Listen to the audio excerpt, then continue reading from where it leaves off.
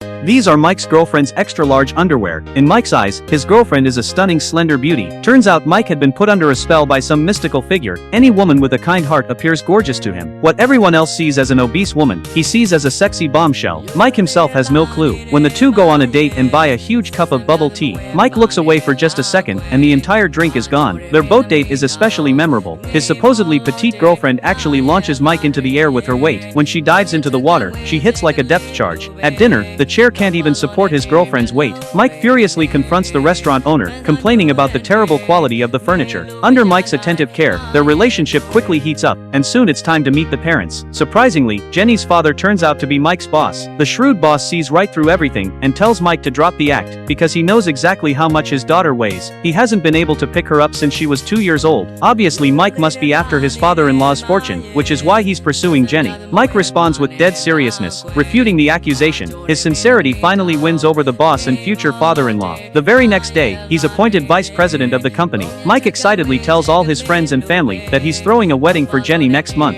Everyone who hears the news can barely hide their shock. At this point, his friend John can't take it anymore and decides to help his buddy face reality. So John tracks down the hypnotist, who put the spell on Mike. Using his supernatural abilities, John finally obtains the incantation to break the hypnosis. Immediately, he calls Mike. John recites the spell over the phone, and Mike instantly returns to normal. The pretty receptionist he just saw suddenly transforms into a burly man in a dress. He turns around and sees a 300-pound woman sitting where his girlfriend was. That's when John suddenly appears and explains to Mike that this heavy woman is actually Jenny. Mike thinks this is complete nonsense. Just then, a buck-toothed woman comes over to greet him, acting like she knows Mike pretty well, but Mike insists he's never seen her before. The buck-toothed woman laughs and says they'd had such great chemistry before. Mike finally gets it. He used to be completely superficial, believing that a woman's looks were all that mattered. One time, when an elevator malfunctioned, he got stuck with a hypnotist. He shared this philosophy with the master, who decided to grant his wish and put Mike into a deep hypnotic state. Under hypnosis, he could only see women's inner beauty, even if it was 300-pound Jenny. As long as her heart was beautiful enough, she'd look like a graceful young woman to Mike.